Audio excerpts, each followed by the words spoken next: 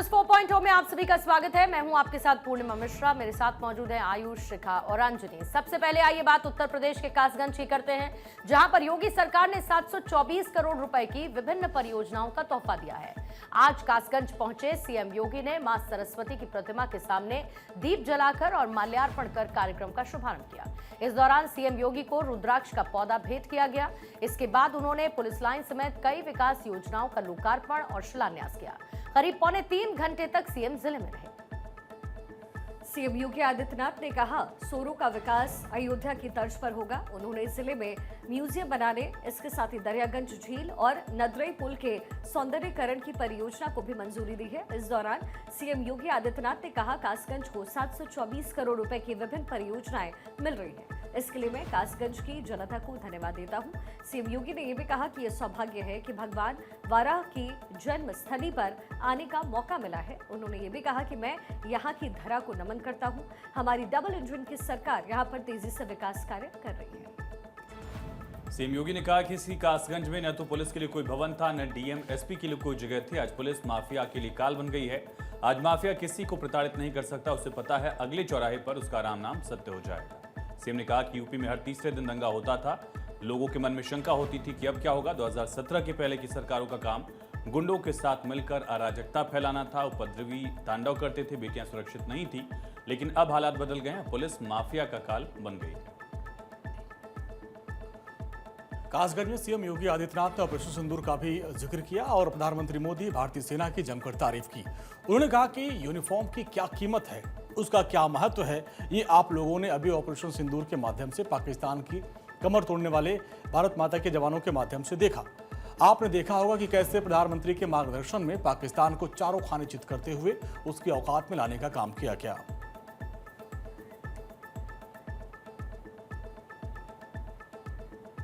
और भारतीय सेना हमेशा ये साबित करती आई है कि वो किसी को छेड़ती नहीं है और अपने दुश्मनों को छोड़ती नहीं है। एक बार फिर सेना ने अपने शौर्य का परिचय दिया। पाकिस्तान की कायराना हरकत का जवाब भारतीय सेना ने अद्भुत पराक्रम के साथ दिया और इस पूरे अभियान को ऑपरेशन सिंदूर का नाम दिया गया है। अब उत्तराखंड सरकार ने इस सैन्य अभियान को लेकर एक महत्वपूर्ण और ऐतिहासिक फैसला किया।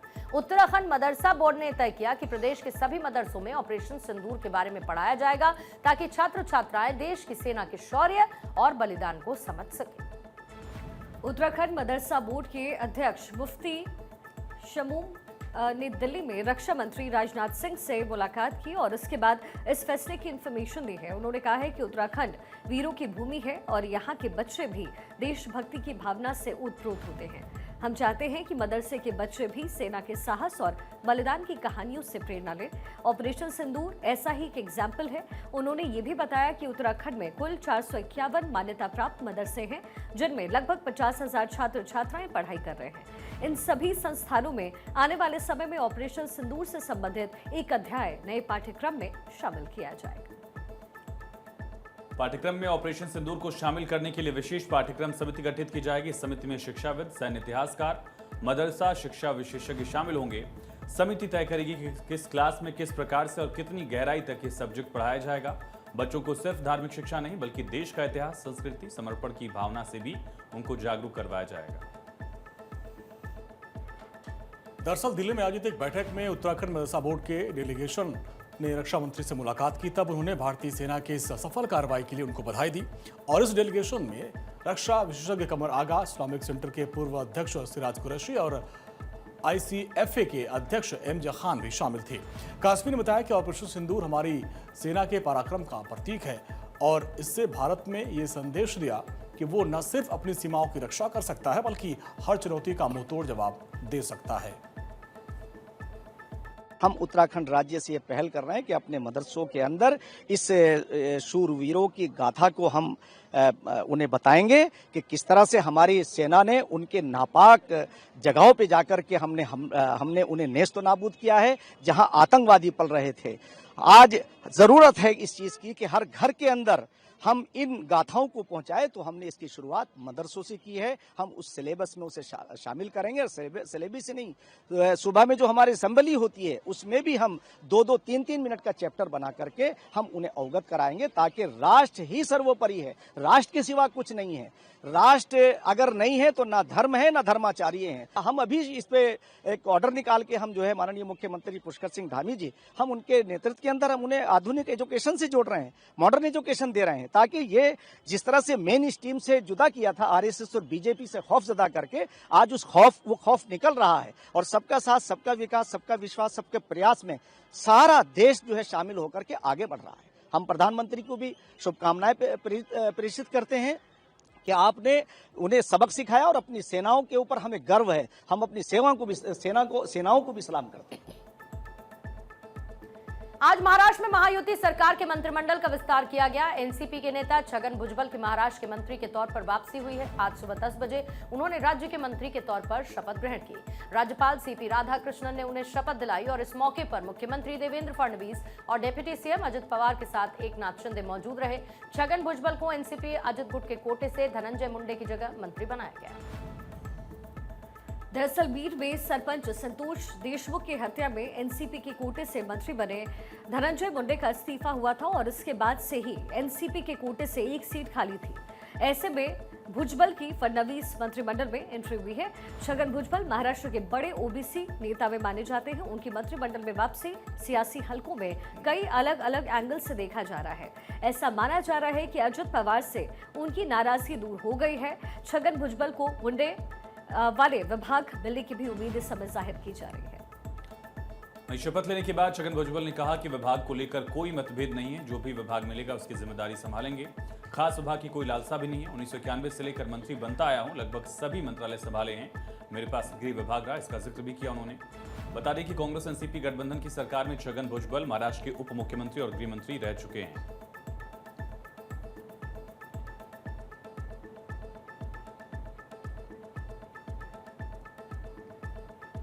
भारत के सिलिकॉन सिटी में मूसलाधार बारिश ने जबरदस्त कहर बरपाया है। भारी बारिश के बाद जनजीवन बुरी तरीके से प्रभावित है।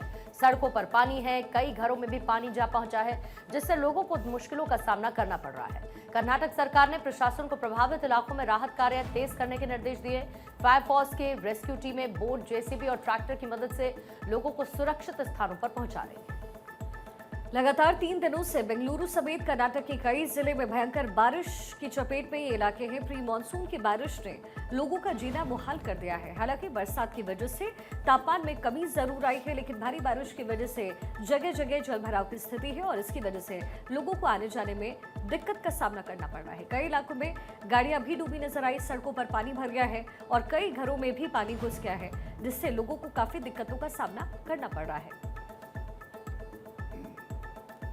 पॉपुलर सिल्क बोर्ड जंक्शन जलमग्न हो गया। आज भी कई लोग दफ्तर के लिए लेट हुए, कई लोग ऑफिस नहीं पहुंच पाए। कर्नाटक के 23 जिलों में गुरुवार तक भारी बारिश को लेकर येलो अलर्ट भी जारी किया गया है, और बेंगलुरु में आज सुबह से रुक रुक कर तेज बारिश हो रही है। लोगों के घरों तक में पानी है। आईटी कंपनियों के कर्मचारियों को वर्क फ्रॉम होम की सुविधा दी गई है। कर्नाटक के मुख्यमंत्री सिद्धारमैया के मुताबिक बेंगलुरु में उम्मीद से ज्यादा बारिश दर्ज की गई। सीएम ने बारिश प्रभावित इलाकों का दौरा किया, लोगों से बातचीत भी की है। कल भी सीएम और डिप्टी सीएम डीके शिवकुमार बेंगलुरु के सभी विधायकों के साथ पूरे दिन का शहर का दौरा करेंगे और बारिश से हो रही स्थिति का जायजा लेंगे। वहीं आज बीजेपी नेताओं के डेलीगेशन ने बेंगलुरु में भारी बारिश के बाद प्रभावित इलाकों का दौरा किया। कर्नाटक बीजेपी के अध्यक्ष पीवाई विजेंद्र ने लोगों को बारिश से हो रही परेशानी के लिए सिद्धारमैया सरकार को दोषी ठहराया। उन्होंने कर्नाटक सरकार के असंवेदनशील रवैये को बताया। मौसम विभाग ने आज भी बेंगलुरु में रेड अलर्ट का ऐलान किया। आईएमडी ने कहा कि 25 मई तक कर्नाटक में अलग अलग जगहों पर भारी बारिश हो सकती है, और मछुआरों को समुद्र से जाने से उन्होंने रोका है। जो हेवी रेनफॉल एरिया है, जो ऑब्जर्वेशन में आया है, वो मेनली बैंगलोर सिटी में हुआ है, 12 सेंटीमीटर है, और उसी के साथ साथ कर्नाटक का काफी इलाका में हेवी रेनफॉल चल रहा है। तो इसी को देखते हुए जो हेवी रेनफॉल का वार्निंग है, जो ऑरेंज कलर हम लोग रखा था, अभी we have updated red colour for 20 and 21 particularly for Karnataka.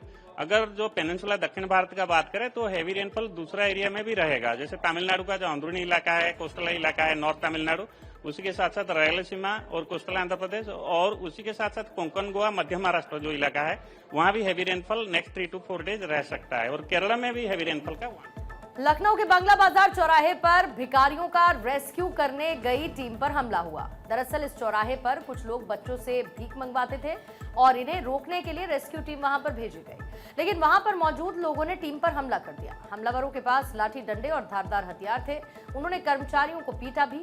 हमलावर एक कर्मचारी को घसीट कर लेकर गया और एक महिला कर्मचारी पर भी इस दौरान हमला किया गया। दरअसल बंगला बाजार चौराहे पर भिखारियों का एक बड़ा अड्डा है और यहाँ पर झुग्गियों में कई परिवार रहते हैं जो खुद भीख मांगते हैं और बच्चों से भी मंगवाते हैं।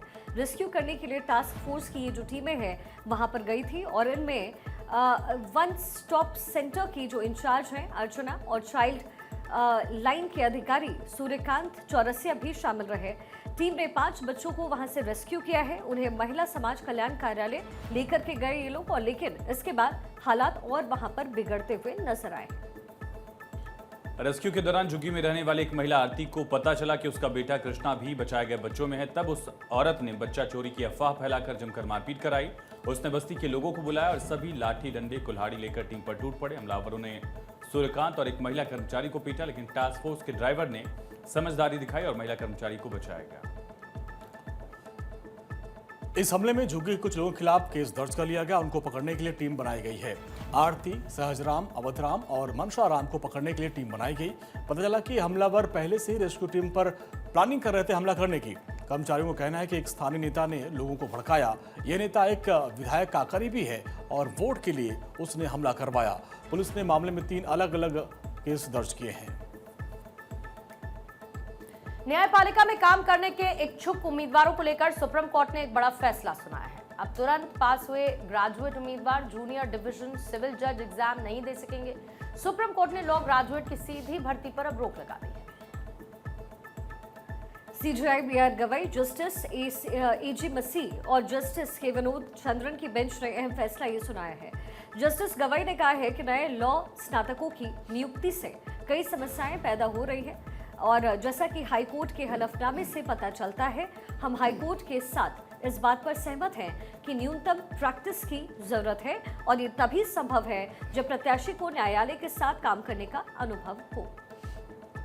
सुप्रीम कोर्ट ने कहा अगर कोई वकील सुप्रीम कोर्ट या हाई कोर्ट में प्रैक्टिस कर रहा है तो उन्हें सुप्रीम कोर्ट में 10 साल तक प्रैक्टिस कर चुके वकील या डेजिग्नेटेड जुडिशियल ऑफिसर द्वारा जारी सर्टिफिकेट दिखाना होगा। सुप्रीम कोर्ट ने कहा कि प्रैक्टिस की ड्यूरेशन एनरोलमेंट की तारीख से मानी जा सकती है। अदालत ने भी साफ किया कि आदेश हाई कोर्ट में हो चुकी अपॉइंटमेंट्स पर लागू नहीं होगा। इस शर्त सिर्फ भविष्य की भर्तियों पर लागू रहेगी। इसके अलावा सीजीआई ने यह भी कहा कि सभी राज्य सरकारें इंश्योर करें कि नियमों को संशोधित करेंगी। सिविल जज जूनियर डिवीजन के लिए प्रेजेंस होने वाले किसी भी उम्मीदवार के पास कम से कम 3 साल की प्रैक्टिस होना चाहिए, अनुभव होना चाहिए और इसमें भी 10 वर्ष का अनुभव रखने वाले वकील द्वारा प्रमाणित होना चाहिए। कोर्ट ने एक सुविधा देते हुए कहा कि जजों के लॉ क्लर्क के रूप में अनुभव को भी इसमें संबंध में गिना जाएगा।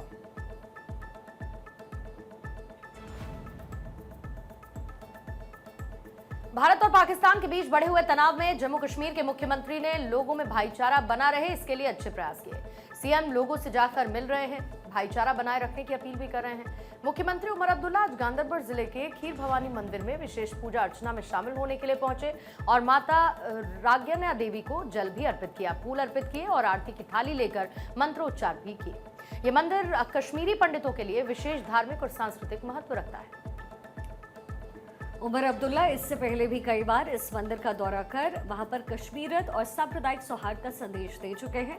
हाल ही में पहलगाम में हुए आतंकी हमले के बाद से जम्मू कश्मीर के पर्यटन के क्षेत्र में अचानक गिरावट देखी गई है। इस मुद्दे पर मुख्यमंत्री उमर अब्दुल्ला ने बयान देते हुए ये भी साफ किया कि इस समय राज्य की आर्थिक स्थिति से ज्यादा प्रायोरिटी आतंकवाद के खात्मे को दी जा रही है। उन्होंने ये साफ तौर पर कहा कि हमारा फोकस अभी आर्थिक आंकड़ों पर नहीं है बल्कि आतंकवाद के खात्मे पर है और इसके लिए हम भारत सरकार के साथ खड़े हैं। दरअसल पहलगाम हमले के बाद घाटी में टूरिज्म बहुत कम हो चुका है और जम्मू कश्मीर की इकोनॉमी टूरिज्म से ही चलती है। अब मुख्यमंत्री उमर अब्दुल्ला को उम्मीद है कि अगले महीने शुरू होने वाली अमरनाथ यात्रा फिर से टूरिज्म को पटरी पर लाएगी। इसीलिए भाईचारा बढ़ाने और मंदिर में जाने से लोगों को एक संदेश दिया जा सकेगा।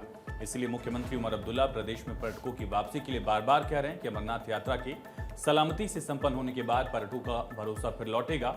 मुख्यमंत्री ने भी कहा कि यात्रा के खत्म होने के साथ ही पर्यटन उद्योग को मजबूती देने के प्रयास फिर शुरू किए जाएंगे। आज ही जम्मू कश्मीर के उपराज्यपाल मनोज सिन्हा ने श्री अमरनाथ श्राइन बोर्ड का पुनर्गठन किया। उसमें उन्होंने 3 वर्ष के लिए 9 स्पेशल लोगों को सदस्य के तौर पर नियुक्त किया है। इनमें प्रशासनिक, धार्मिक और शैक्षणिक क्षेत्रों से जुड़ी बड़ी हस्तियां शामिल हैं। इस संबंध में सूचना जारी कर दी गई है। उपराज्यपाल मनोज सिन्हा, जो स्वयं श्री अमरनाथ श्राइन बोर्ड के अध्यक्ष हैं, उन्होंने पुनर्गठन और सदस्यों की नियुक्ति को मंजूरी दी। इनका कार्य अमरनाथ यात्रा की सुविधाओं, तीर्थयात्रियों की सुविधाओं और धार्मिक पर्यटन के विकास को सुनिश्चित करना है।